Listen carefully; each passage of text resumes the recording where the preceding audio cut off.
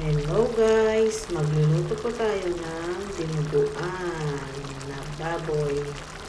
Ito po ay pangmaramihan dahil may sahog na upo.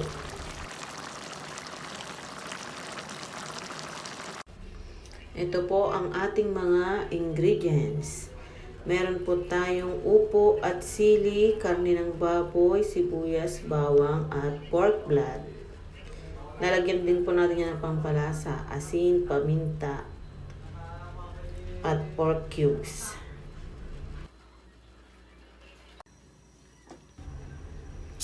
Ayan guys, hindi na po tayo gagamit ng mantika. Unahin po natin ang taba ng baboy para masangkot siya at magmantika.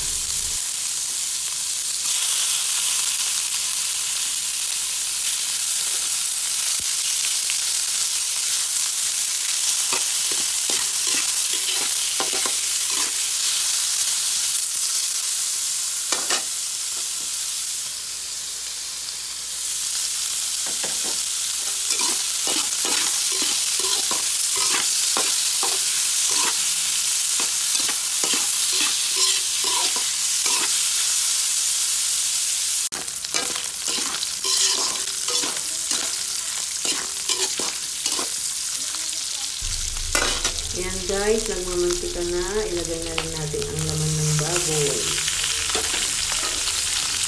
Hayaan din lang natin hanggang sa mag-brown. Saka natin ilagay ang sibuyas at bawang.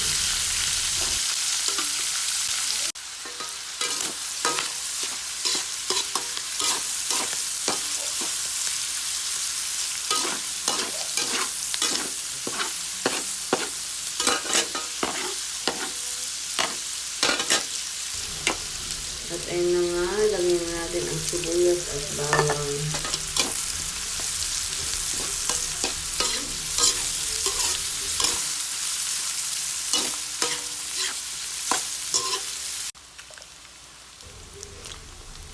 Nilagyan ko na din po yan ng paminta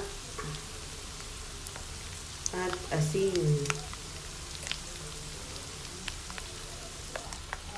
At tubig para lumambot po ang ating karne. Hayaan lang po natin hanggang kumulo sa natin ilagay ang upo.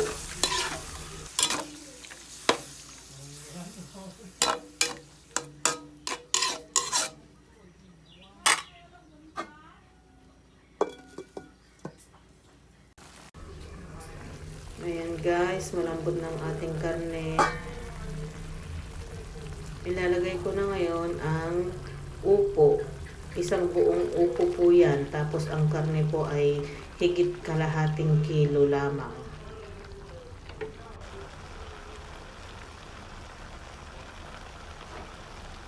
Ngayon mahal po ang karne. Ganyan po ang ginagawa namin. Nilalagyan po natin ng upo para pang maramihan.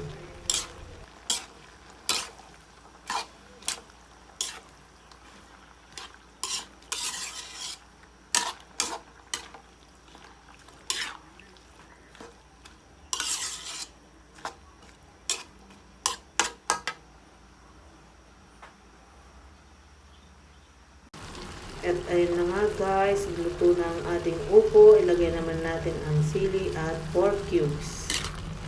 Haluin lang natin hanggang sa lumambot ang nilagay nating sili.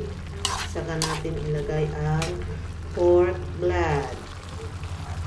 Ayan na po, nilagay ko na po ang pork blood. Sorry po at pasensya na sa mga hindi kumakain ng dinuguan.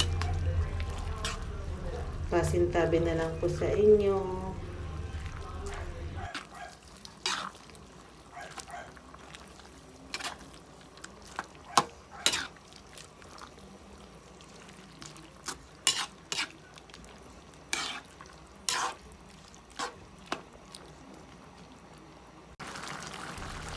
Ayan na guys.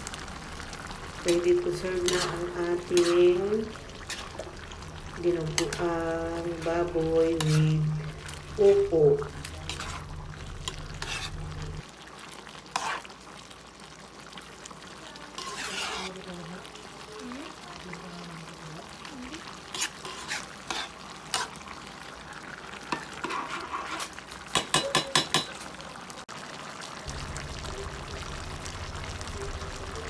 Kain na tayo guys. Please like, subscribe. Salamat po.